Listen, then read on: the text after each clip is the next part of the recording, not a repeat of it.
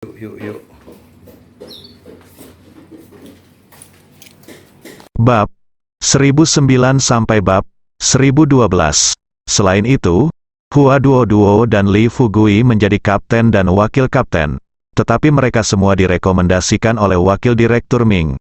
Apakah Anda berani mengatakan bahwa Hua Duo dan Li Fugui bukan orang-orang Anda? Menghadapi pertanyaan wakil direktur Sun, ekspresi wakil direktur Ming tidak berubah, dan dia berkata kata demi kata, "Wakil direktur Sun, jika Anda mengatakan itu, Anda salah besar.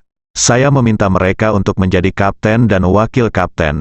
Selama periode ini, mereka berdua memiliki diberikan. Apakah kamu tidak tahu seberapa besar manfaat yang didapat dari putaran ke-6 kita?" Haha, jangan membicarakan hal lain. Sebagai presiden sebenarnya dari konferensi ramuan, Li Fugui, orang dengan statusnya, apalagi wakil kapten. Nah, meskipun Anda membiarkannya menjadi kapten, bukankah ini tidak pantas dengan bakatnya? Selain itu, jangan mencoba mengabaikan tanggung jawab. Insiden itu terjadi di kota Honghe, dan di sini, di kota Honghe, sepupu Anda datang ke uruslah. Dia adalah kapten tim 7. Apakah ini termasuk kelalaian tugas? Wakil direktur Sun tampak marah. Sambil mengertakkan gigi, dia mengeluarkan ponselnya dan mulai menelepon Sun Shaoyuan. Hasil, teleponnya tidak dijawab. Wakil direktur Ming tersenyum lembut dan berkata dengan serius, "Apa, tampaknya sepupu Anda memiliki hal yang lebih penting untuk diselesaikan. Jadi saya bahkan tidak akan menjawab panggilan sepupu Anda." Wakil direktur Sun mengertakkan gigi dan berkata, "Tidak sepatah kata pun." Diucapkan lisan, mobil segera sampai di pintu masuk Hotel Honghe.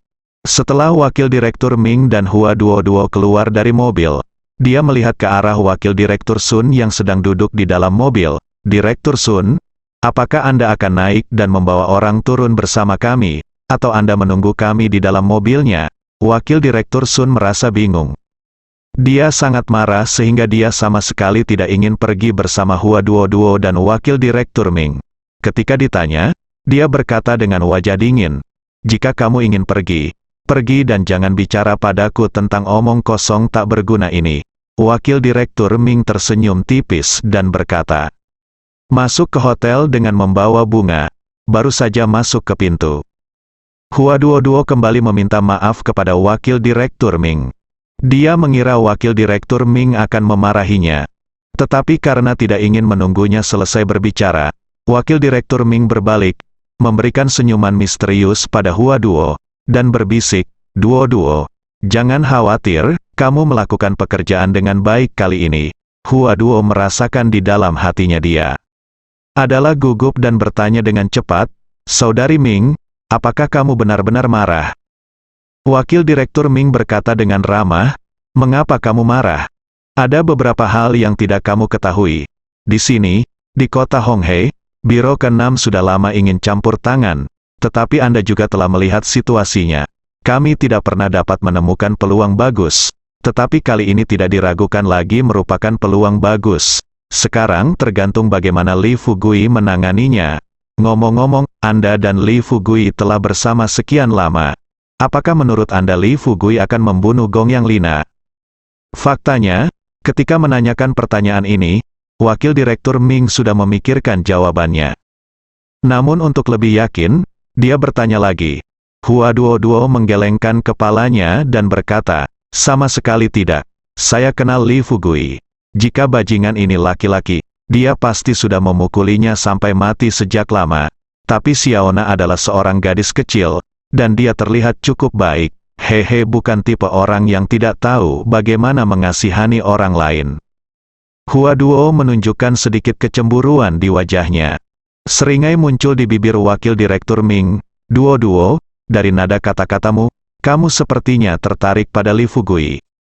Hua Duo melambaikan tangannya dengan cepat dan berkata, "Saudari Ming, tolong jangan bicara omong kosong.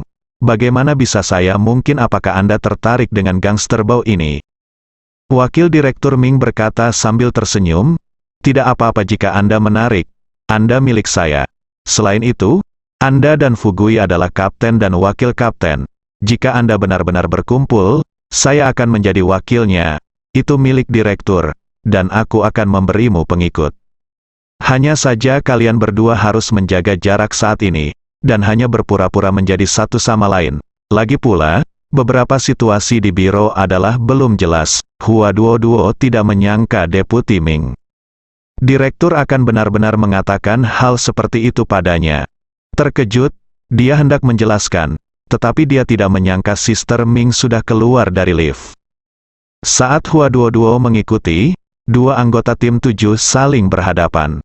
Keduanya pertama-tama mengarahkan pandangan mereka ke Hua Duo, dan kemudian memandang Wakil Direktur Ming dengan ekspresi terkejut. Melihat ini, Sister Ming mengerutkan kening dan bertanya, "Apa yang kamu lakukan di sini?" Ada butiran keringat di dahi mereka. Sebelum mereka dapat mengatakan apapun, Hua Duo tiba-tiba teringat sesuatu dan terbang ke depan. Ketika dia menendang pintu hingga terbuka, ditendang, pemandangan di depannya membuat Hua Duo sangat marah. Dia tidak pernah mengharapkan hal itu. Sun Shaoyuan, bajingan itu, setelah menggali lubang untuk mengirimnya ke istana Hong He, dia sebenarnya kembali ke Hotel Hong He untuk menindas Xiao Rongrong. Ketika Xiao Rongrong melihat Hua Duo masuk, dia buru-buru berteriak, Duo, cepat selamatkan aku." Hua Duo bergegas maju dengan cepat, tetapi ketika Sun Shaoyuan melihat ini, dia tanpa malu-malu mendorong Xiao Rongrong menjauh dari pelukannya, seolah-olah tidak ada apa-apa telah terjadi. Dia berkata kepada Hua Duo, "Kapten Hua, Anda berada di sini pada waktu yang salah." Untungnya, Xiao Rongrong tidak benar-benar dirusak oleh Sun Shaoyuan. Namun, dilihat dari luka di wajah Xiao Rongrong dan pakaian berantakan di tubuhnya, kedua orang ini pasti sudah lama bertengkar di dalam kamar. Hua Duo mengepalkan tinjunya dan mengatupkan giginya. Pertama-tama dia membantu Xiao Rongrong berdiri, lalu melepas mantelnya dan mengenakannya pada Xiao Rongrong. Pada saat ini, Wakil Direktur Ming juga masuk ke dalam ruangan. Melihat pemandangan di depannya, Wakil Direktur Ming langsung menunjukkan niat membunuh di matanya. Ada ekspresi terkejut di wajah Sun Shaoyuan, tetapi ketika dia mengira bahwa dia adalah adik dari Wakil Direktur Sun, dia melangkah maju dan berkata kepada Wakil Direktur Ming, "Wakil Direktur Ming, kapan kamu datang? Mengapa kamu tidak datang sebelumnya? Berikan pemberitahuan agar saya dapat menjemput Anda lebih awal." Wakil Direktur Ming tidak menjawab kata-kata Sun Shaoyuan, tetapi bertanya dengan keras, "Apa yang baru saja kamu lakukan?" Sun Shaoyuan sudah mengancingkan kancingnya pakaian. Dia tampak tidak setuju dan berkata sambil tersenyum, "Apakah Anda tidak melihat apa yang saya lakukan, Wakil Direktur Ming? Tentu saja saya sedang membicarakan pacar saya." "Ada apa, Wakil Direktur Ming? Apakah Anda masih bertanggung jawab atas kehidupan pribadi anggota Biro ke-6 sekarang?" Xiao Rongrong menangis begitu keras hingga dia mengeluarkan seteguk darah, menyeka air matanya dan berkata, Duo, bajingan ini akan menggunakan kekerasan padaku." Hua Duo membantu Xiao Rongrong duduk. Kemudian dia melihat ke arah Sun Shaoyuan di depannya dan bertanya dengan keras, "Kapten Sun, apakah kamu tidak tahu aturan permainan ke-6 kita?" Sun Shaoyuan merentangkan tangannya dan berkata sambil tersenyum masam, "Kapten Hua, kamu telah berbuat salah aku. Dia setuju untuk melakukan sesuatu sekarang. Tapi bukankah kamu baru saja melepas pakaianmu dan kamu datang, Wakil?" Direktur Ming tiba-tiba berteriak dengan tajam, "Berlututlah." Sun Shaoyuan tampak menghina, dan dia mengira aku tidak melakukannya. "Aku tidak melakukan kesalahan apapun. Mengapa aku harus berlutut?" "Wakil Direktur Ming, apakah Anda terlalu menggertak? Seperti yang saya katakan, kecantikan ini baru saja setuju." Sebelum Sun Shaoyuan selesai berbicara, Wakil Direktur Ming tiba-tiba melangkah maju dan menendangnya ke tanah.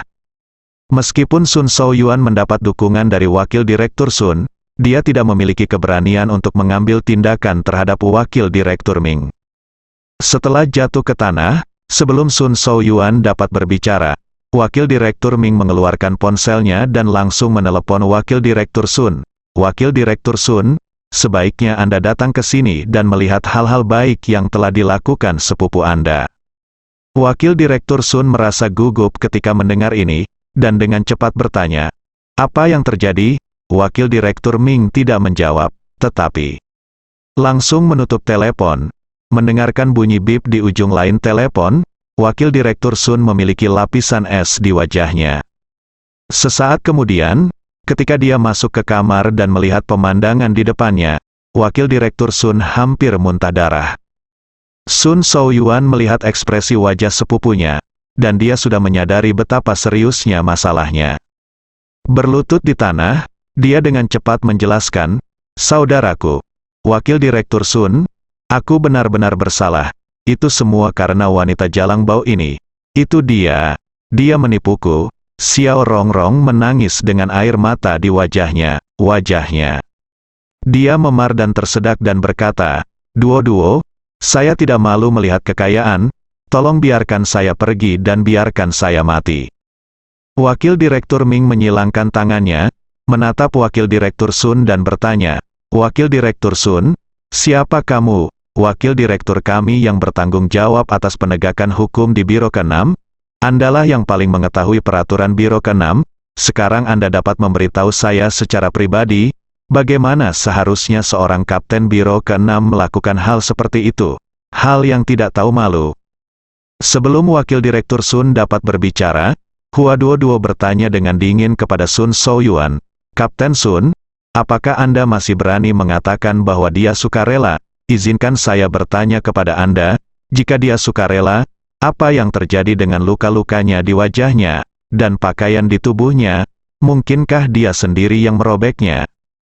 Sun Shaoyuan merentangkan tangannya, dengan ekspresi polos di wajahnya, "Kapten Hua, ini bukan dia. Bagaimana mungkin aku? Bahkan jika saya tidak tahu malu, saya tetap Anda tidak akan melakukan sesuatu yang melanggar aturan game ke-6, kan? Saya..." Tanpa menunggu Sun Shaoyuan menyelesaikan penjelasannya, Wakil Direktur Sun berjalan menuju Sun Shaoyuan selangkah demi selangkah. Begitu dia tiba di depan pihak lain, Wakil Direktur Sun tiba-tiba mengambil tindakan dan memukul tulang rusuk Sun Shaoyuan. Sun Shaoyuan memuntahkan seteguk darah dan menatap sepupunya dengan mata tidak percaya. "Saudaraku, kamu, tidakkah kamu percaya padaku juga?" Wakil Direktur Sun tidak menjawab, tetapi menatap Wakil Direktur Ming. Wakil Direktur Ming, dia baik-baik saja.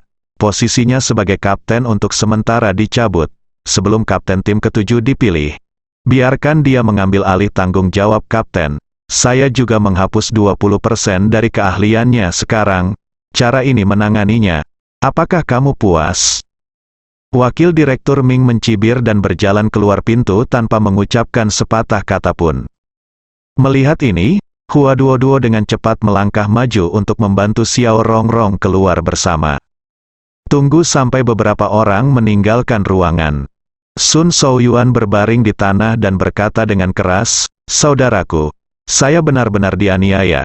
Ya, saya akui bahwa saya datang ke sini karena saya rakus akan penampilan gadis ini. Tetapi saya hanya menerekamnya setelah dia setuju." Wakil Direktur Sun duduk. Turun dia duduk di sofa dan bertanya dengan keras, "Apakah ada orang yang bisa bersaksi untuk Anda?" Sun Shaoyuan terdiam. "Ya, hanya dia dan Xiao Rongrong yang ada di ruangan itu sekarang. Siapa yang bisa bersaksi untuknya?" Adapun Xiao Rongrong, setelah Hua Duo-duo membawanya ke mobil, dia baru saja masuk ke dalam mobil.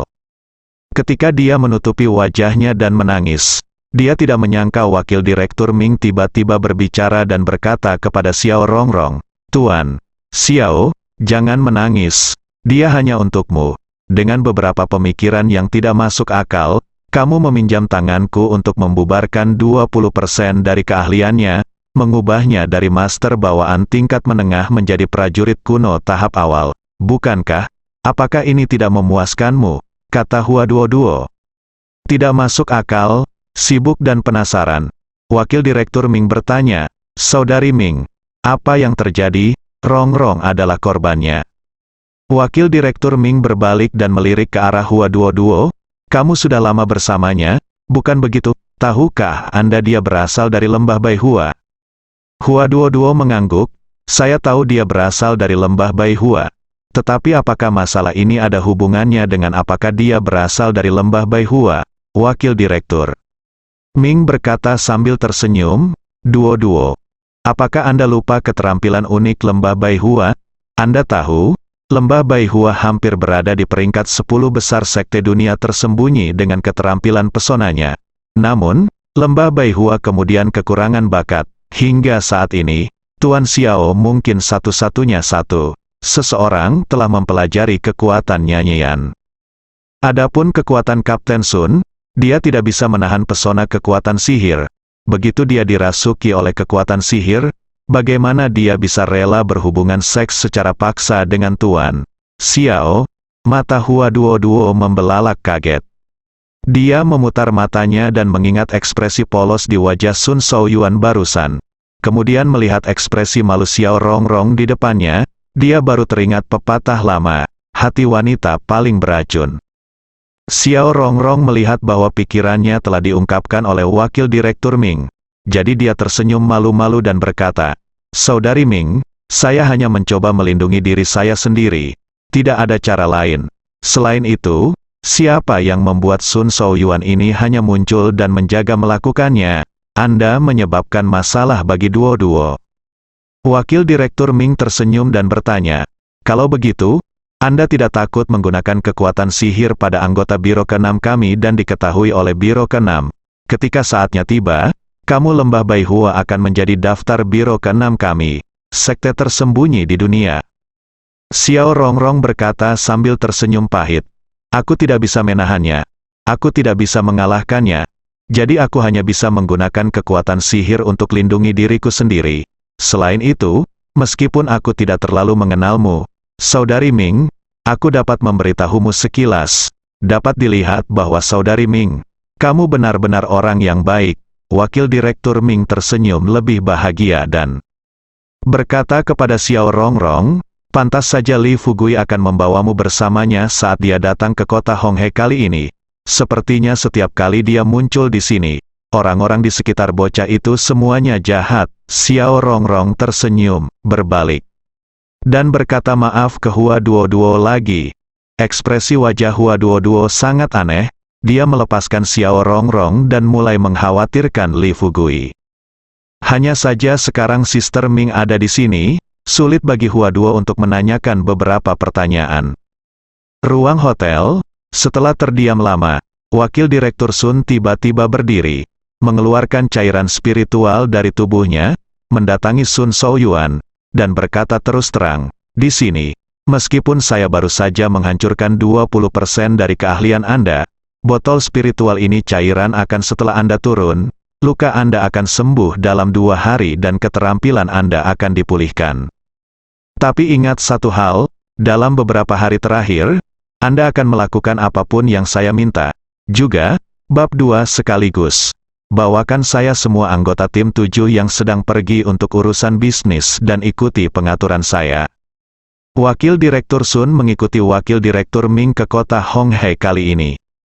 Memecahkan masalah di sini adalah satu hal. Lebih penting lagi, dia ingin menggunakan perselisihan ini untuk sepenuhnya mengocok tim kedua. Apalagi kapten dan wakil kapten tim kedua saat ini, ia harus berusaha semaksimal mungkin untuk menggantikan mereka dengan anak buahnya. Hanya dengan begitu statusnya di game ke-6 akan bertahan.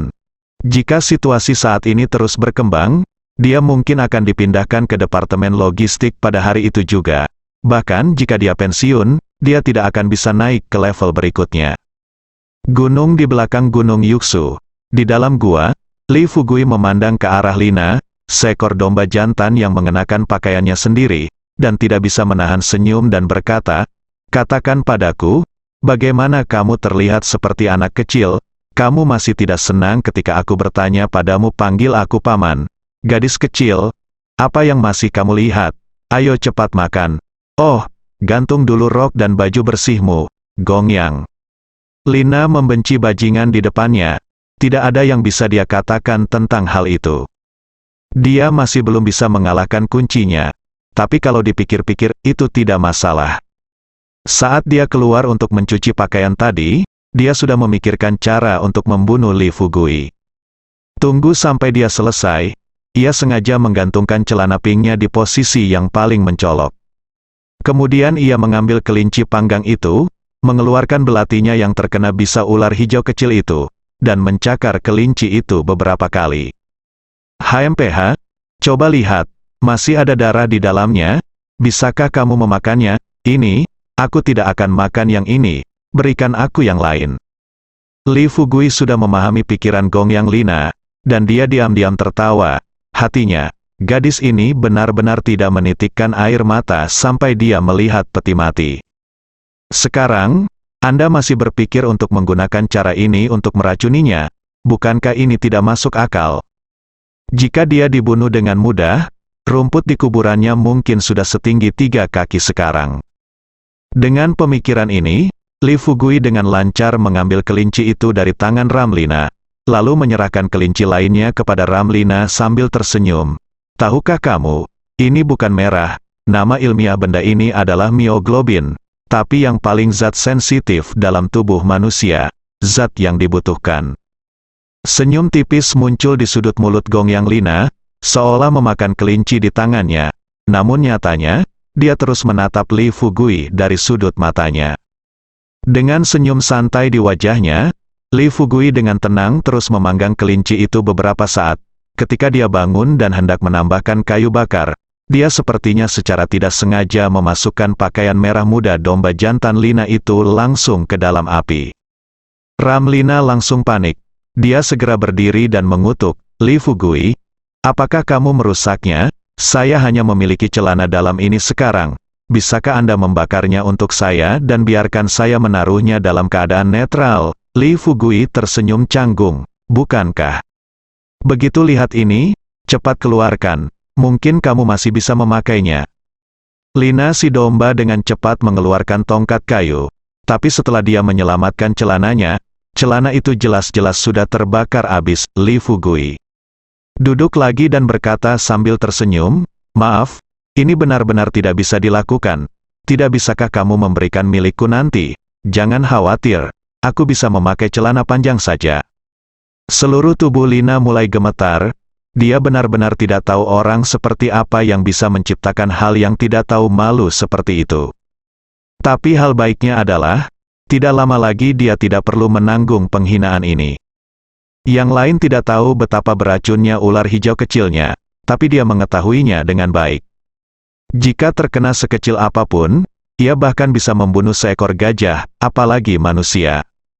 Li Fugui diam-diam menyesali hati wanita yang paling beracun, tapi dia terus mengambil daging kelinci dengan kedua tangannya dan memasukkannya ke dalam mulutnya. Baru saja ketika Gongyang Lina sedang menyelamatkan celana kecil, Li Fugui telah mengambil cairan spiritual yang dibawanya, yang kebetulan mengandung penawar racun. Tapi masalahnya, Ramlina tidak tahu. Ketika Li Fugui selesai menghabiskan kelinci di tangannya, Lina si domba membuka mulutnya setengah terbuka dan tidak bisa lagi memakan sepotong daging kelinci. Li Fugui sama sekali tidak sopan. Melihat Gongyang Lina tidak bergerak sambil memegang kelinci, dia berdiri dan mengambil kelinci itu dari tangannya. Jangan sia-siakan jika kamu tidak memakannya, tanya Gongyang. Lina tidak percaya, kamu, apakah kamu tidak takut dicekik sampai mati? Li Fugui tertawa santai, jika kamu akan dicekik sampai mati jika kamu memakan 2 ekor kelinci, maka kurasa aku tidak jauh dari kematian. Gongyang Lina diam-diam mengutuk di dalam hatinya, bajingan ini, kenapa kamu tidak menjawab, kamu harus segera mati. Jika kamu mati, bibiku akan menguburmu. Saat dia mengutuk di dalam hatinya, Li Fugui berdiri sambil tersenyum dan menghampiri ular kecil di sebelah hijau itu. Dia menundukkan kepalanya dan melirik, lalu mengeluarkan cairan spiritual dari tubuhnya. Dia membukanya dengan santai dan menuangkannya ke mulut ular hijau kecil itu. Melihat cairan spiritual tersebut, mata Gongyang Lina berbinar dan dia bertanya dengan kaget, dari mana kamu mendapatkan cairan spiritual itu? Li Fugui dengan santai menjawab, apakah kamu ingin menjaganya? Jangan mencuri atau merampok, saya akan memperbaikinya diriku sendiri, bukan? Gongyang Lina sudah menebak alasan mengapa Li Fugui tidak mati. Di dunia ini, siapapun yang tahu cara memurnikan cairan spiritual adalah dokter yang sangat berbakat. Tapi kemudian saya memikirkannya, keracunan yang baru saja dia lakukan sempurna. Jadi bagaimana Li Fugui bisa tahu bahwa dia telah merusak belati itu? Tepat saat aku penasaran, setelah Li Fugui menuangkan cairan spiritual ke ular hijau kecil itu, dia hanya duduk di sofa batu, tapi tiba-tiba dia memegangi perutnya, mengerutkan kening dan mengerang. Gadis kecil, tebakanmu benar kali ini. Aku, Buya, saya mungkin sudah makan sampai kenyang. Gongyang Lina langsung sangat gembira. Dia memandang Li Fugui dengan wajah bahagia dan berkata sambil tersenyum. Pembalasan? Biarkan kamu berpura-pura menjadi besar di depanku. Bagaimana? Apakah perutmu sakit tak tertahankan sekarang? Apa menurutmu aku begitu mudah untuk menggertak bibiku? Bajingan, bibiku sudah lama bersabar denganmu. Sekarang sebaiknya kamu berlutut dan meminta maaf kepada bibiku. Jika tidak, aku pasti akan memenggal kepalamu dan membiarkanmu mati tanpa tempat pemakaman. Li Fugui tertawa liar di dalam hatinya. Namun dia tetap berpura-pura memasang ekspresi kesakitan di wajahnya dan berkata, kamu gadis kecil, aku menyarankan kamu untuk lebih jujur di hadapanku. Apakah kamu lupa apa yang aku katakan kepadamu sebelumnya? Aku tidak akan membiarkan kamu berkata kotor kata-kata. Mengapa kamu masih berbicara? Gongyang Lina mengira akhir Li Fugui sudah dekat. Sambil memegang belati di tangannya, dia berkata dengan penuh kemenangan, siapa kamu? Bibiku bisa berbicara apapun yang dia mau. Bukankah kamu cukup mampu? Jika kamu punya nyali, teruslah datang dan pukul aku. Lihat betapa memalukannya kamu, anak laki-laki yang cantik. Apakah dia benar-benar menganggap dirinya sebagai bos? Dengan serangan ini, Gongyang Lina akhirnya melampiaskan semua keluhan yang dideritanya selama 2 hari terakhir. Tapi dia masih tidak bahagia. Setelah memarahinya beberapa kali, dia masih merasa tidak nyaman. Jadi dia bergegas dan hendak meraih telinga Li Fugui. Pertama-tama dia memotong kedua telinga bajingan ini, mengubah kepalanya menjadi telur bebek asin. Namun saat tangannya meraih Li Fugui tiba-tiba mengambil tindakan dan meraih pergelangan tangannya. Jantung Gongyang Lina berdetak kencang dan dia buru-buru mengedarkan energinya, berencana bertarung sampai mati dengan Li Fugui yang terluka parah. Tapi Li Fugui tidak menunggu Gongyang Lina mengambil tindakan, jadi dia tiba-tiba berdiri dan dengan cepat menepuk Gongyang Lina dengan jarinya. Hanya kurang dari sepertiga detik, Gongyang Lina disadap lagi, dan dia berdiri dengan patuh di depan Li Fugui seperti boneka lucu yang mengenakan pakaian pria. Li Fugui berdiri, mendekati Gongyang Lina, mengulurkan tangannya, dengan lembut menyentuh wajah mungil Gongyang Lina yang lucu, lalu berkata sambil tersenyum, gadis kecil Pianzi, saudaraku, aku akan mengajarimu trik lain agar kamu tahu apa bahayanya ada di dunia. Setelah mengucapkan kata-kata ini, Li Fugui berbaring di sofa batu sambil tersenyum dan mulai tertidur. Sekarang saya tidak berani keluar dan mencari tahu wajah sebenarnya dari gunung ini, karena di sini ada roh rubah, berarti pasti ada tuan lain. Lina si domba memiliki identitas yang sangat istimewa. Jika seseorang memanfaatkannya dan dengan sengaja menyebabkan badai berdarah di kota Honghei, itu akan mengganggu rencananya. Memikirkan hal ini, Li Fugui merasa lebih baik dia menunggu. Jika tidak berhasil, dia diam-diam akan mengirim domba jantan Lina itu kembali besok pagi. Maka bukan tidak mungkin untuk pergi ke kuil Yuxu sendirian. Rencana seringkali gagal mengikuti perubahan. Li Fugui telah memahami hal ini secara mendalam. Sedikit yang saya tahu, rencana Li Fugui sangat bagus. Di kota Honghei, pada sore hari yang sama, sebuah berita mengejutkan datang entah dari mana, Lina si domba jantan telah mati. Keluarga Gongyang yang baru saja mencabut status kesiapan perang di kota Honghei sangat terkejut ketika keenam putra Gongyang Kaitai mengetahui kabar tersebut. Saat itu, mereka merasa perkataan wakil direktur Ming tidak dapat dipercaya. Namun sang ayah hanya mendengarkan perkataan seorang gadis dan bersikeras untuk mencabut status kesiapan perang. Sekarang baik-baik saja. Kota Honghei baru saja kembali ke keadaan semula ketika mendengar berita kematian Xiaona. Pukul 6 sore, Istana Kaitai. Di aula utama, keenam putra Gongyang Kaitai diliputi amarah. terutama putra ketiga, Gongyang Sancheng. Dia menyeka air matanya dengan tinjunya dan berkata dengan sedih dan marah, "Ayah, saya telah mengatakan sebelumnya bahwa tidak ada orang baik di game ke-6. Tapi kamu tidak percaya apa yang aku katakan. Sekarang baik-baik saja. Setelah mereka menipu kita agar kota Honghe kembali normal, hanya beberapa jam kemudian, keluar berita bahwa Xia Ona terbunuh. Kasusnya. Apa yang akan kita lakukan? Apakah kita masih harus menunggu?" Gongyang Lina, bagaimanapun juga, adalah putri satu-satunya Gongyang Sancheng. Dia adalah satu-satunya keturunan generasi ketiga dari keluarga Gongyang yang hidup sampai usia 18 tahun. Jika dia benar-benar mati, maka keluarga Gongyang mereka benar-benar tidak memiliki keturunan. Begitu Gongyang Sancheng selesai berbicara, Gongyang Sanhe menamparkan wajahnya dengan keras. Tamparan ini langsung merontokkan 3 gigi di mulutnya. Meludahkan seteguk darah ke tanah, Gongyang Sanhe berlutut di depan Gongyang Sancheng. "Kakak ketiga, ini semua salahku. Aku tidak melindungi Xia Ona dengan baik. Saat itu, aku tidak menyangka dia akan membawa Xia Ona pergi. Kakak ketiga, jangan khawatir, selama tubuh Xia Ona benar-benar ditemukan, aku akan mati di depanmu untuk meminta maaf." Gongyang Sancheng menyeka air matanya dan membantu Gongyang Sanhe berdiri. "Kakak kedua, ini tidak salah. Bahkan jika itu kesalahanmu, itu adalah kesalahan di game ke-6. Aku, Gongyang Sancheng, tidak akan disumpah di game ke-6 dalam hidup ini." Gongyang Kaitai, sebagai kepala keluarga, tentu saja kesal ketika menghadapi hal seperti itu, seperti Rami. Ia tahu tak heran jika putra-putranya rapuh. Kunci sukses keluarga Gongyang adalah Lina, penyelamat hidup keluarga mereka di masa depan.